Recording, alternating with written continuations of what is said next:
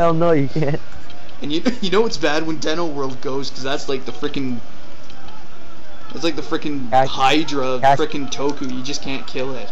It's the cash cow of Toei. Yeah, it's the cash cow of the franchise, pretty much. But yeah, that's a good. But it brings up this question real quick. I don't know if you really want to get into this one, but what about Shinken World? You know, what's gonna happen to that one? Yeah. I don't think the KR the writers rule applies to them because they operate on a different set. They operate on a different set of rules. But remember what Kazuma said.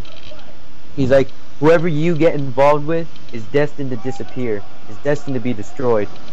He got involved with the Shinkengers. Does that mean their rule will disappear according to his timeline?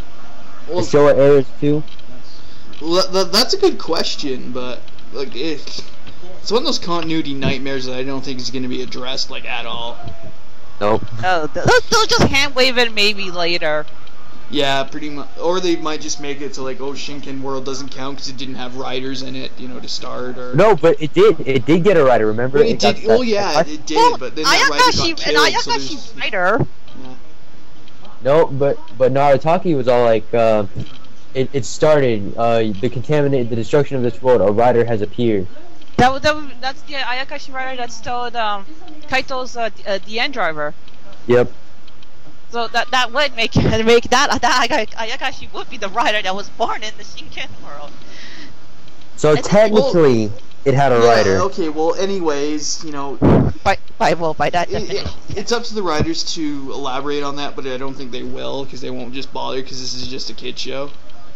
It'll probably be one of those things where in the end they'll say we saved all the worlds, and you know, and when they say all, they include Shinkenger World in it. Yeah, it'll probably end up like what Bethesda did to the ending of Elder Scrolls 2 Daggerfall. They'll just make it so all the endings happened at once, you know, just to solve continuity nightmares. You know, it's yeah, they'll probably just make it like, oh, the worlds are all miraculously saved anyway, yay.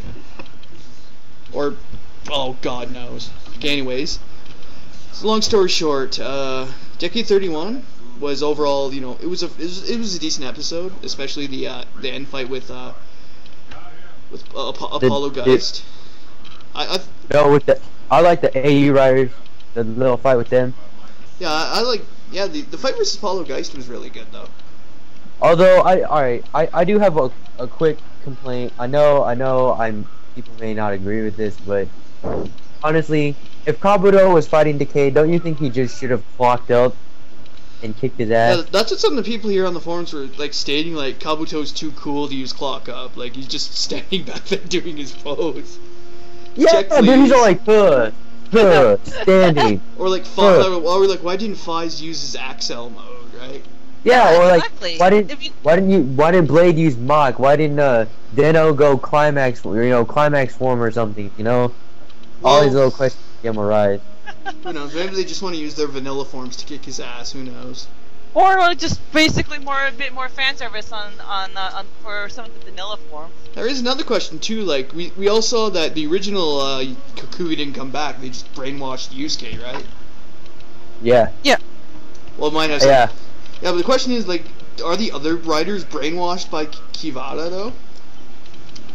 I think or is maybe Dian brainwashed too in the same way? No, but I think with the other writers, excluding Kuga, from Agito up to Kiva, it's the original actors, quote unquote. You may not see them, but they're implying that it is. Well, yeah. Well, I mean, because Wataru was all like my comrades. We're all here. We know that's the original Agito because Shoichi showed up at the end of All Riders vs. Dai Shocker.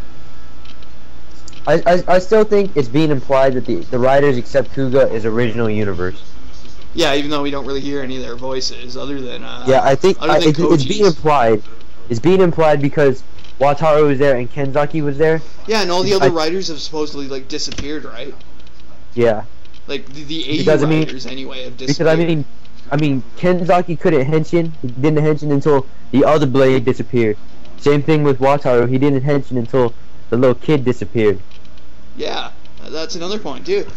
Yeah, because when the anyways, we're getting a little too far into it. Okay, we're gonna leave Decade 31 at that.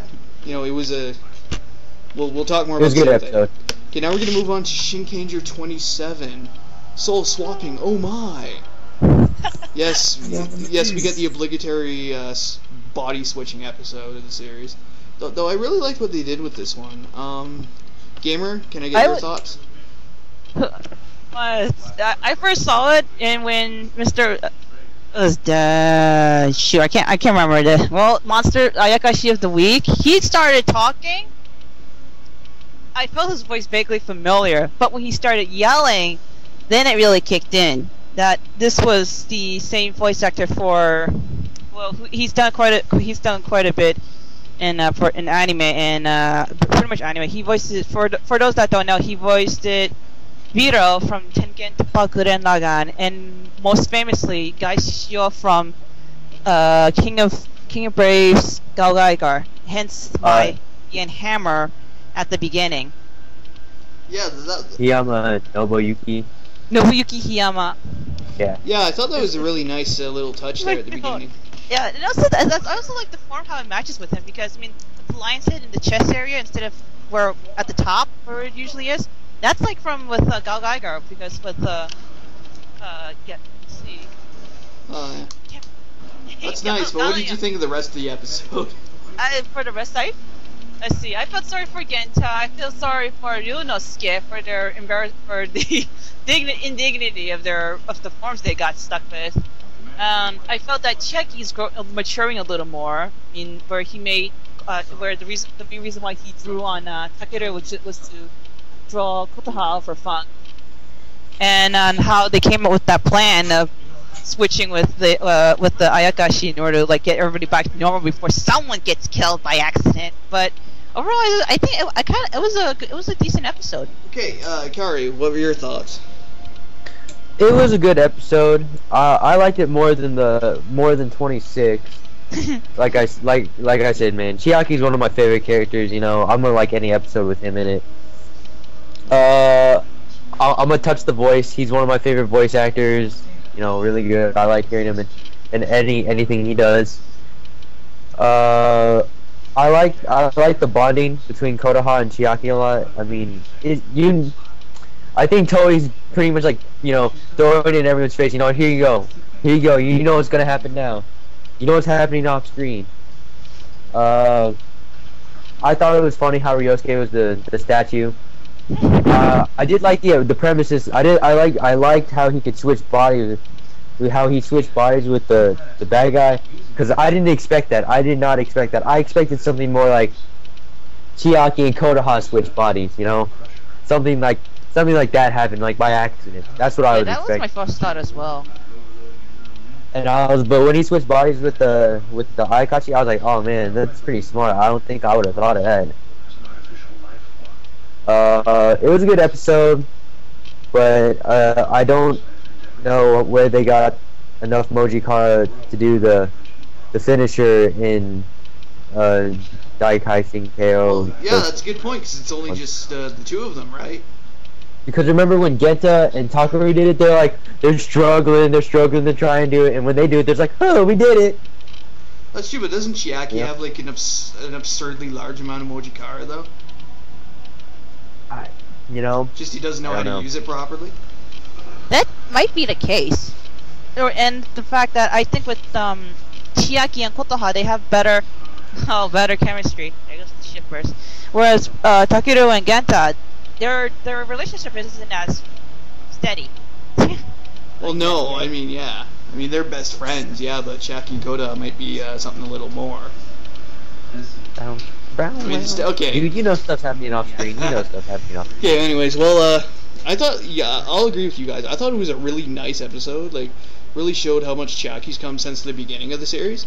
Because at the beginning, like, especially in, like, the first episode or two, he was kind of like, you know, screw you guys, you know, I ain't gonna give my life for you, Takeru. Yeah, you know, screw being a samurai. Basically, he didn't really give a shit. Yeah, he basically didn't really give a shit about any of them. And Mako kind of felt the same way, but she, you know, grew out of that. And Chiaki, you know, he's really grown since then now. Especially when he helped Kotoha, you know, relax a little bit, you know, by drawing on Takeru's face, making him a becking Nico. Yeah. That was fun. Yeah, that was really nice.